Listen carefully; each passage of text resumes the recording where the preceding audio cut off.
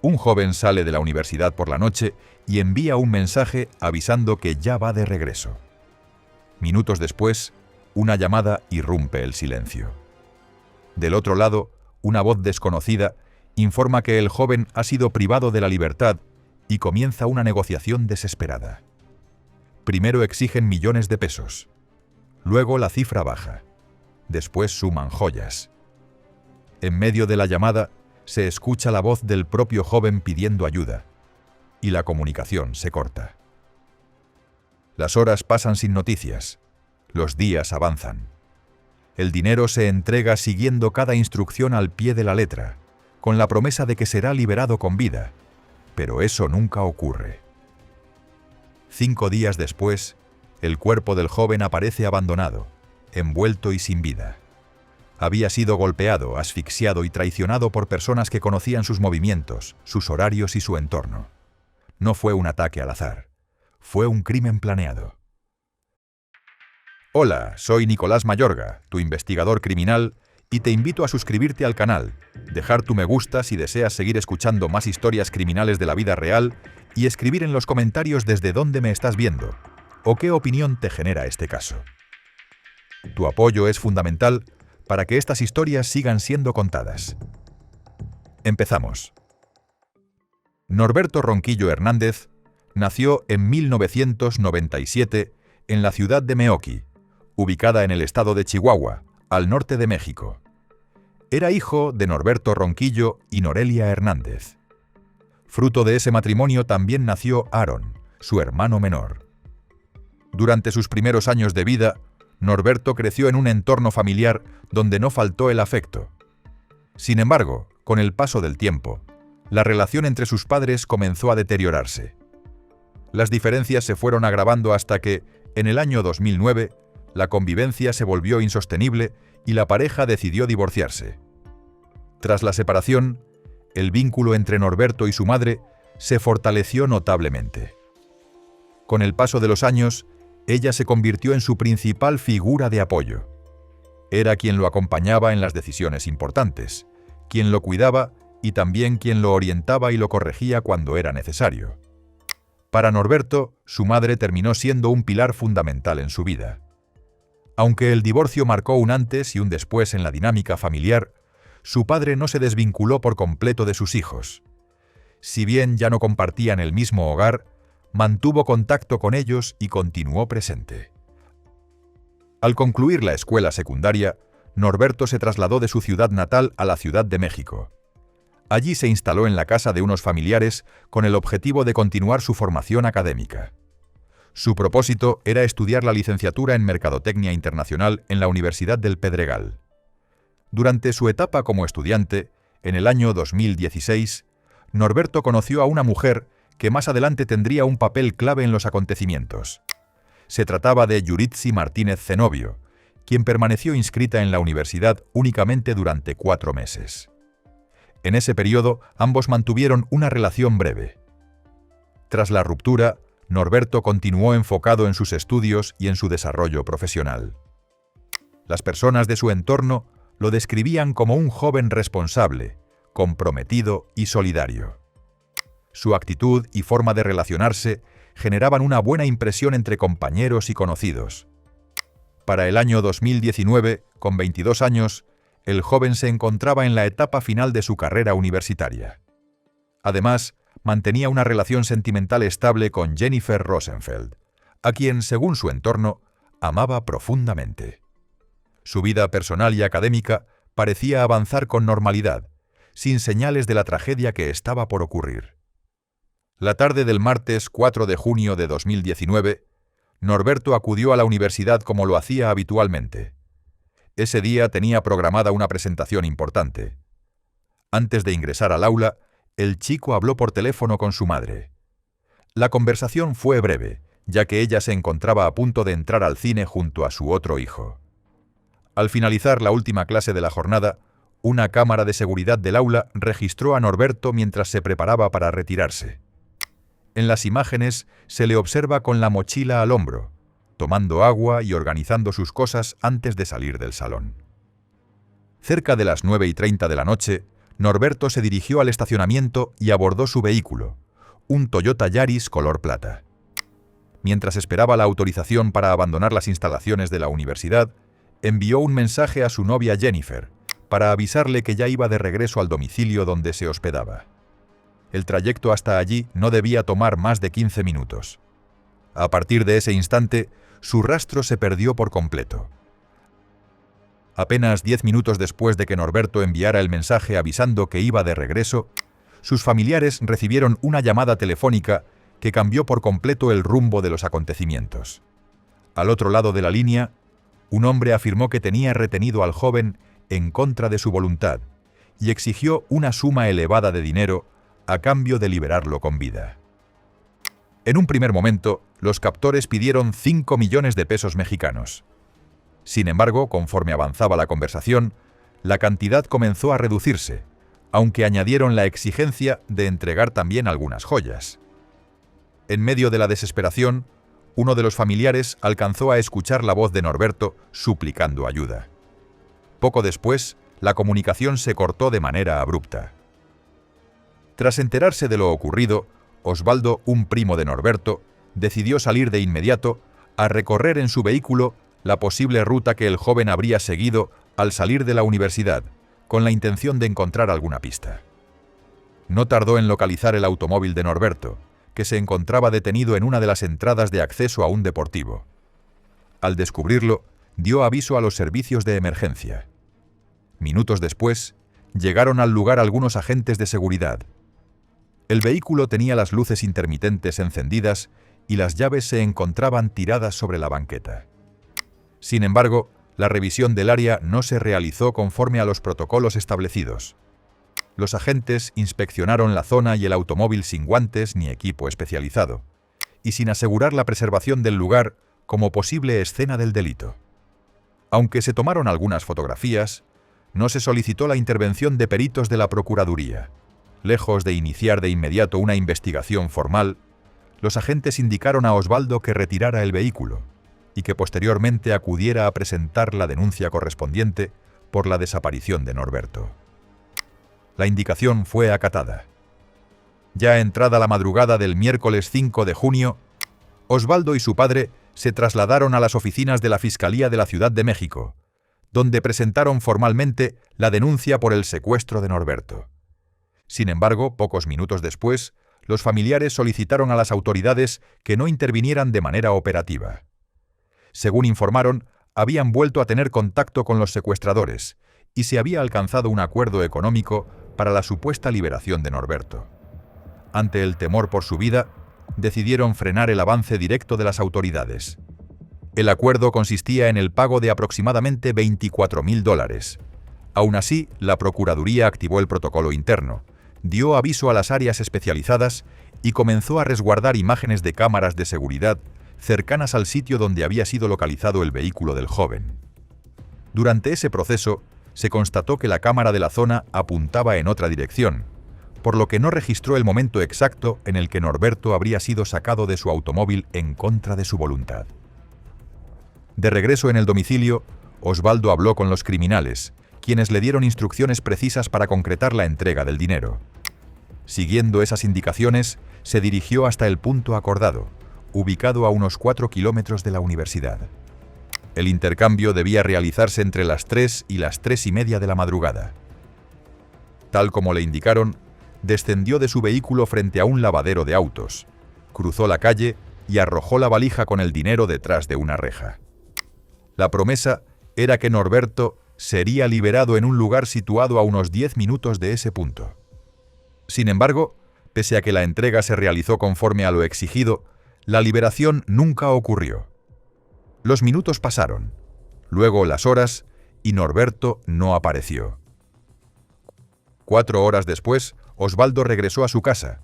Aún conservaba la esperanza de que el contacto se restableciera y que Norberto fuera finalmente liberado. Esa llamada nunca llegó. Desde ese momento, el joven pasó oficialmente a ser considerado como desaparecido. Tras los hechos, las autoridades comenzaron a recabar información como parte de la investigación. Los familiares acudieron ante el Ministerio Público para rendir declaración y detallar tanto los hechos ocurridos como la negociación que se había llevado a cabo con los criminales. De manera paralela, su entorno cercano inició una intensa búsqueda por su cuenta. Su novia, amigos y compañeros de la universidad utilizaron las redes sociales para difundir su fotografía, compartir información y solicitar apoyo ciudadano. En poco tiempo, el caso comenzó a circular de forma masiva en plataformas digitales. Los días fueron pasando sin que hubiera noticias sobre su paradero. Fue así como, hacia el final de la tarde del domingo 9 de junio, los servicios de emergencia recibieron una llamada anónima. En ella se alertaba que vecinos de una zona de Xochimilco habían localizado lo que parecía ser el cuerpo de un hombre, abandonado en un paraje y envuelto en cobijas o bolsas. Casi 2 horas después del reporte, agentes del Ministerio Público y de la policía acudieron al sitio. Tras confirmar que se trataba de un cuerpo sin vida, los peritos realizaron el levantamiento correspondiente.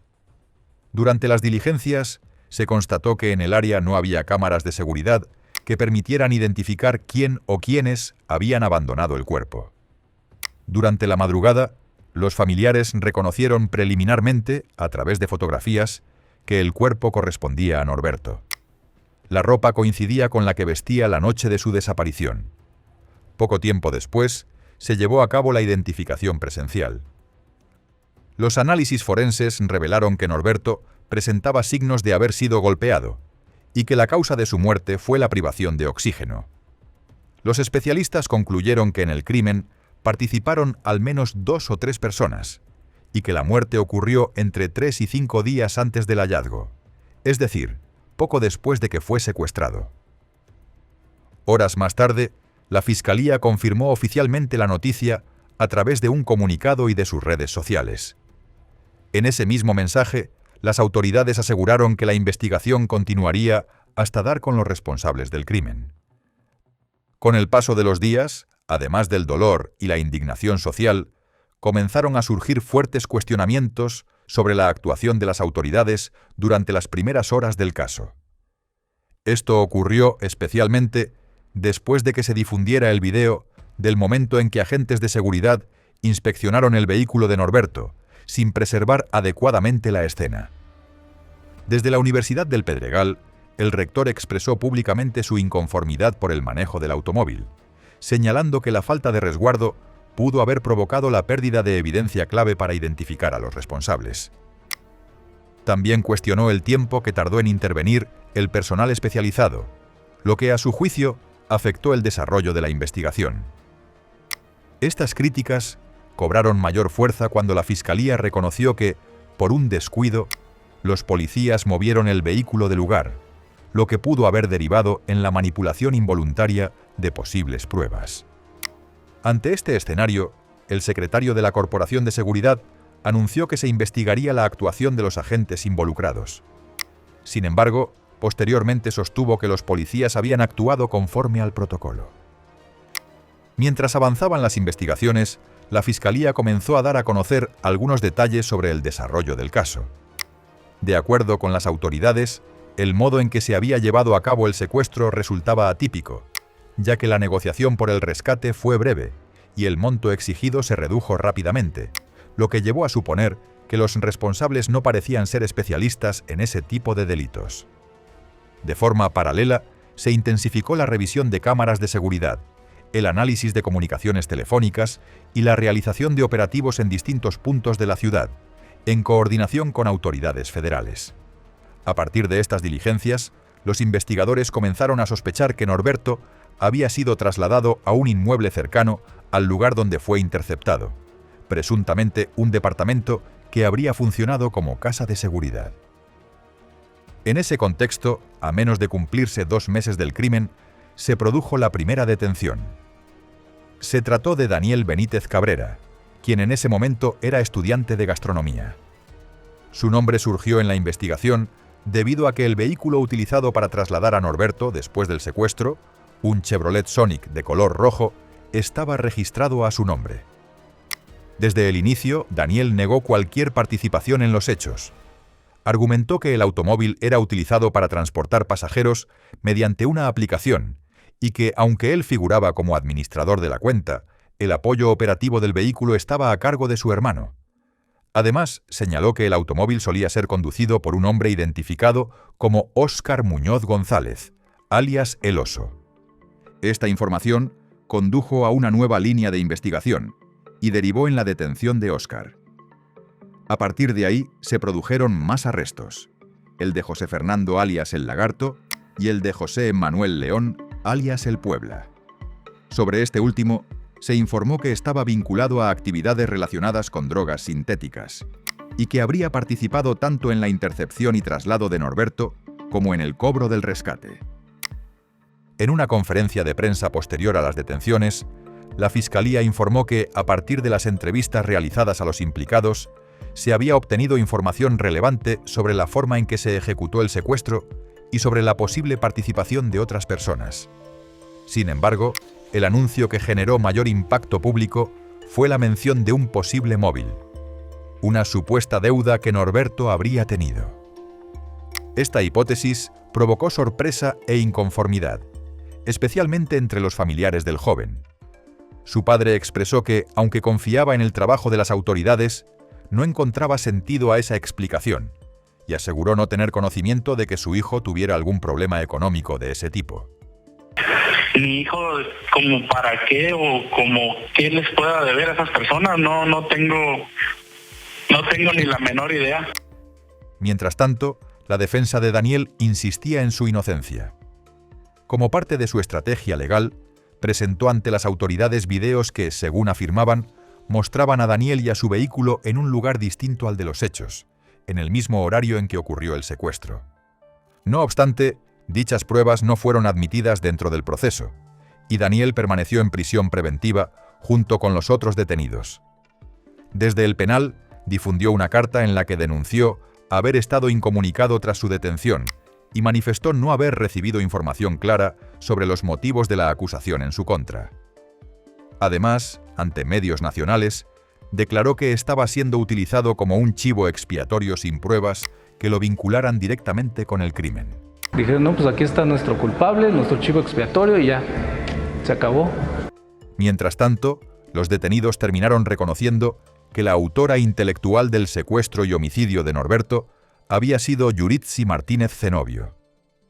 De acuerdo con estas declaraciones, el breve vínculo que Yuritsi había tenido con Norberto le permitió conocer aspectos de su vida cotidiana, sus horarios, relaciones personales y el entorno en el que se movía. Con esa información, habría propuesto al grupo criminal llevar a cabo el secuestro bajo el argumento de que Norberto le debía una suma de dinero, afirmación que posteriormente se estableció como falsa. El plan consistía en exigir a la familia un rescate de 5 millones de pesos. Según lo acordado, Yuritsi se quedaría con la cantidad correspondiente a la supuesta deuda, mientras que el resto del dinero sería repartido entre los participantes del secuestro. Como parte de las diligencias, las autoridades lograron intervenir llamadas telefónicas y recuperar mensajes intercambiados por Yuritsi, incluidos registros de mensajería instantánea en los que presuntamente dio la orden de ejecutar el secuestro. A pesar de ello, y aunque se libró una orden de aprehensión en su contra, Yuritsi logró evadir a las autoridades y no fue detenida en ese momento. Esta información se mantuvo bajo reserva durante un tiempo como parte de la investigación. Pero además de ella, aún faltaba otra pieza en el rompecabezas: la persona que proporcionó su domicilio como casa de seguridad. Se trataba de Elvia Ortega, quien mantenía una relación sentimental con uno de los detenidos. Una vez establecida su identidad y su presunta participación, localizarla no representó mayor dificultad para los investigadores. Elvia fue detenida en el estado de Oaxaca y posteriormente vinculada a proceso por el delito de secuestro agravado. Tras la audiencia correspondiente, fue trasladada a un centro de reclusión femenil, donde quedó a disposición de la autoridad judicial. En marzo de 2020, a casi un año del crimen, la Fiscalía señaló públicamente a Yuritsi como la autora intelectual del crimen y dio a conocer su reconstrucción oficial de los hechos. De acuerdo con esta versión, el 4 de junio de 2019, Elvia, Yuritsi y otro sujeto cuya identidad no ha sido determinada proporcionaron al resto del grupo las coordenadas sobre la ubicación de Norberto, además de la orden de seguir su vehículo tras salir de la universidad. Se estableció de manera preliminar que el Chevrolet Sonic rojo era conducido por Óscar, con José como copiloto, quien además se encargó de realizar las llamadas para exigir el rescate. En la parte trasera del vehículo viajaba Fernando. Una vez interceptado Norberto, fue trasladado al inmueble que funcionaba como casa de seguridad. En ese lugar se encontraban Yuritsi, Elvia y el sujeto aún no identificado. Entonces, Elvia ordenó que se le inyectaran al joven 10 mililitros de ketamina. Poco tiempo después, se produjo el desenlace fatal del joven a manos de sus secuestradores. Aunque se esperaba que el juicio contra los 5 presuntos implicados se llevara a cabo en mayo de 2021, el proceso judicial se prolongó más de lo previsto debido a la presentación de múltiples amparos por parte de las defensas. Esta situación generó demoras constantes y postergó el avance del caso durante varios años. En octubre de 2023, mientras se desarrollaban audiencias intermedias, se presentaron públicamente por primera vez diversas pruebas relacionadas con el caso. Entre ellas, se incluyeron los videos que mostraban a Norberto saliendo de la universidad la noche de su desaparición, imágenes que hasta ese momento no habían sido difundidas de manera abierta. En ese mismo contexto, el abogado de Daniel declaró ante la prensa que su cliente llevaba ya varios años privado de la libertad por un delito que, según su defensa, no había cometido. Hacia finales de 2024, un tribunal de enjuiciamiento emitió su resolución sobre el caso. Tras analizar las pruebas presentadas durante el proceso, se dictó sentencia condenatoria por los delitos de secuestro agravado y homicidio en contra de Elvia Ortega, José Fernando, Óscar Muñoz y José Manuel. En el caso de Daniel Benítez, el tribunal determinó que no existían elementos suficientes que acreditaran de manera fehaciente su participación en los hechos. Por esa razón, fue absuelto y recuperó su libertad de forma inmediata. 2 meses después, el mismo tribunal impuso una condena de 140 años de prisión a cada uno de los responsables hallados culpables. La resolución fue dada a conocer por el abogado de la familia de Norberto, quien destacó que se trataba de la pena máxima contemplada en la Ley General para prevenir y erradicar el delito de secuestro. No obstante, también se aclaró que dichas penas podrían ser ajustadas, ya que el Código Penal de la Ciudad de México establece que las condenas no pueden exceder los 70 años de prisión, lo que podría derivar en una reducción posterior. Por otra parte, Yuritsi Martínez Zenobio continúa prófuga. La orden de aprehensión en su contra permanece vigente, al igual que la recompensa de $24,000 ofrecida a quien proporcione información veraz que permita localizarla y presentarla ante la justicia para que responda por su presunta responsabilidad como autora intelectual del crimen. El caso de Norberto no solo evidenció la violencia extrema con la que fue cometido el crimen, sino también las fallas que marcaron el actuar institucional desde las primeras horas de la investigación. La falta de resguardo adecuado de la escena, las decisiones erróneas y los prolongados retrasos judiciales generaron cuestionamientos legítimos sobre la eficacia de las autoridades. Aunque con el paso del tiempo se dictaron sentencias contra varios de los responsables, el proceso dejó la sensación de que la justicia avanzó tarde y con obstáculos que pudieron haberse evitado. A más de 5 años de los hechos, el caso sigue incompleto. La autora intelectual del secuestro y homicidio continúa prófuga, con una orden de aprehensión vigente, lo que representa un riesgo real para la sociedad. Mientras no sea localizada y llevada ante la justicia, el expediente de Norberto permanecerá abierto no solo en los tribunales, sino también en la memoria colectiva, como un recordatorio de que la justicia solo es plena cuando alcanza a todos los responsables. Si este relato te conmovió y crees que estas historias deben seguir siendo contadas, te invito a suscribirte al canal, a dejar tu me gusta y a escribirnos en los comentarios desde dónde me estás viendo. Tu apoyo me permite seguir dando voz a estos casos de la vida real que no deben ser olvidados. Gracias por acompañarme y por mantener viva la memoria de quienes aún esperan justicia. Nos vemos en el próximo caso.